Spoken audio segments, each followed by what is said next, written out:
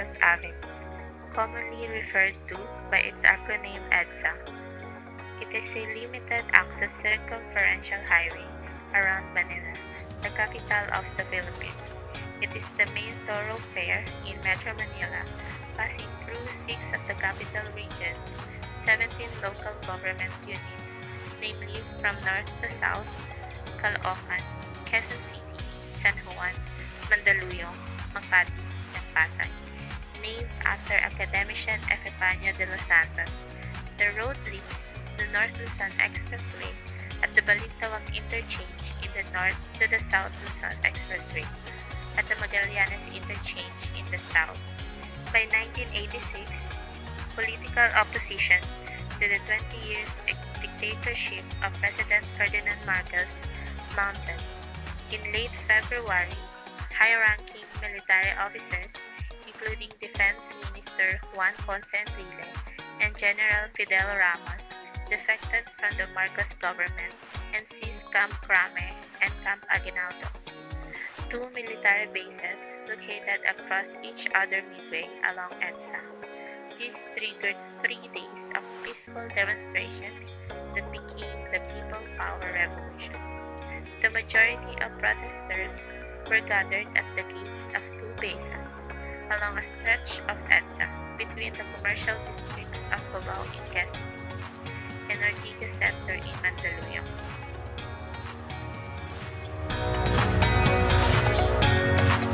The Shrine of Mary, Queen of Peace, Our Lady of EDSA, or more popularly, the EDSA Shrine. It is a small church of the Roman Catholic Archdiocese of Manila, located at the intersection of Ortigas Avenue and EDSA in Barangay Ugong Norte, Quezon City. It was built in 1981 on donated land to commemorate the People Power Revolution. The shrine is the site of two peaceful demonstrations that toppled President Ferdinand Marcos and Joseph Estrada.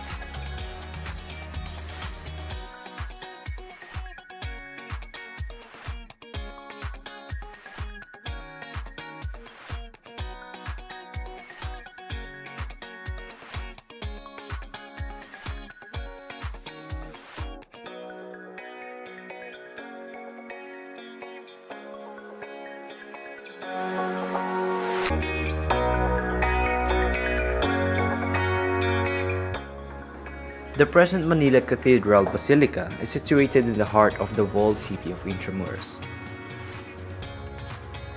It has been the seat of the Archbishop in the Philippines. It continues to be one of the most admired churches in the country. It is dedicated to the Immaculate Conception, a title for the Blessed Virgin Mary, the principal patroness for the Philippines. It is the premier cathedral of the Philippines because it is the first cathedral here. It is also the premier basilica because among the churches in the Philippines, it is the only one elevated to the rank of a basilica by the Pope himself. This is the mother of all churches, cathedrals, and basilicas in the Philippines. Such a glorious sight at night.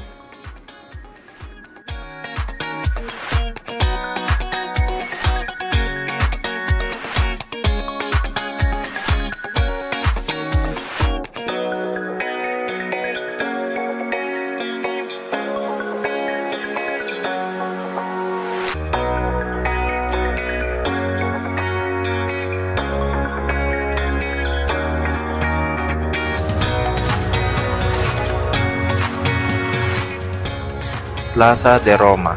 Located just across Manila Cathedral, a small disregarded park by the name of Plaza de Roma is located. Plaza de Roma used to be called as Plaza de Armas when it was utilized as a locale for bullfights. The place was turned into a garden and the name was then changed to Plaza Mayor. It was then converted into a park in 1797 and renamed Plaza McKinley after the US President William McKinley in 1901. Then it was renamed into Plaza de Roma in 1961 to honor the Sacred College of Cardinals in Rome following the elevation of first Filipino Cardinal, Rufino J. Santos. The bronze monument of Carlos IV of Spain at Plaza de Roma was erected in 1824 as a tribute for the introduction of the smallpox vaccine in the Philippines. The fountain was added in 1886. The Carlos IV statue was replaced by a Gomburza monument in the 1960s but was returned and reinstalled in 1981. Because the name Plaza de Roma was turned after Rome to return the favor, Rome also named one of their plazas as Piazza Manila. Plaza de Roma is inside Intramuros in Manila. On one side is the Ayuntamiento, on the other side is the Palacio del Gobernador. 300 meters going southeast is the San Agustin Church and Museum. 300 meters going northwest is the Fort Santiago, and further away is the Pasig River. If your itinerary includes Manila Cathedral, for sure you won't miss Plaza de Roma.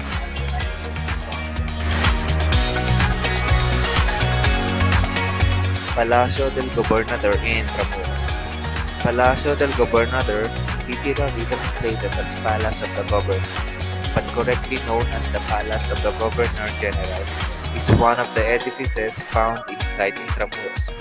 It is a stone throw away from Manila Cathedral and it is fronting Plaza Roma. The current location of the building once stood the original Palacio del Gobernador. It was a state residence of the Governor General of the Philippines. The first palace or Palacio Real was constructed in 1599 near Plaza de Armas or Parade Ground in Fort Santiago. It was destroyed by an earthquake in 1645. It was later moved to the present site and became the Governor General's residence and office as well as the Real Audiencia or Supreme Court. It was then reconstructed in 1733 and 1747. It was damaged by an earthquake in 1771. In 1850, the Spanish type facade was added to the building and later destroyed in 1863 by an earthquake. It was abandoned by the Governor General when he moved to Malacanang.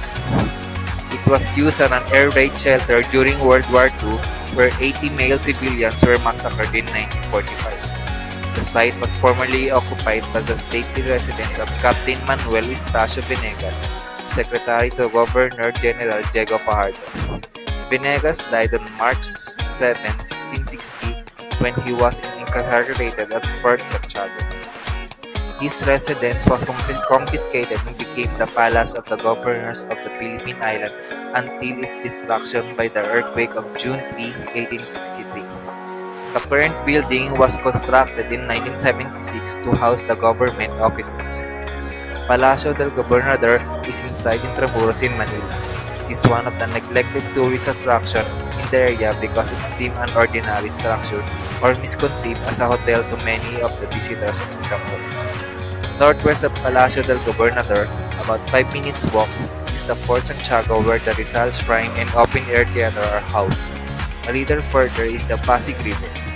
At the southeast of the palace, about 4 minutes walking distance, are Casa Manila, La Monja Loca, and San Agustin Church.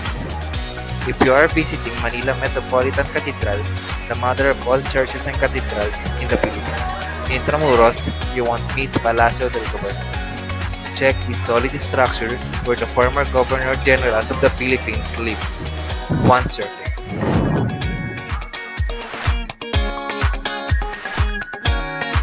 A calesa or carretela is a horse-drawn carriage used in the Philippines. It was one mode of transportation used in the early 18th century.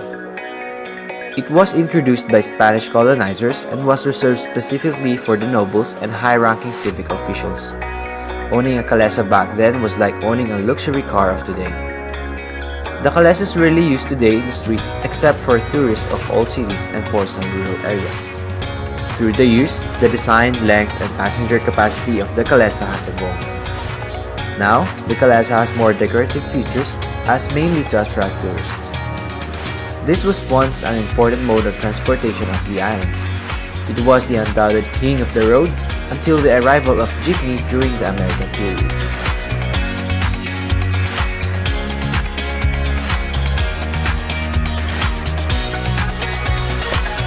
Here we see the first post office in the Philippines, right in the heart of the city of Manila. This building has a history spanning over 250 years.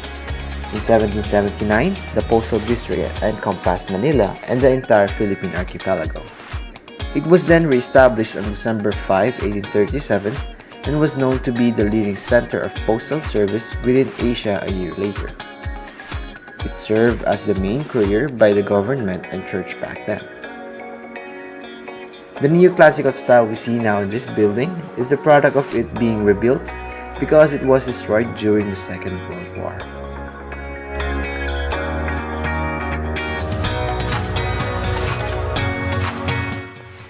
University of Santo Tomas. University of Santo Tomas is the largest Catholic university in the world in terms of student population. It is also the oldest existing university in Asia.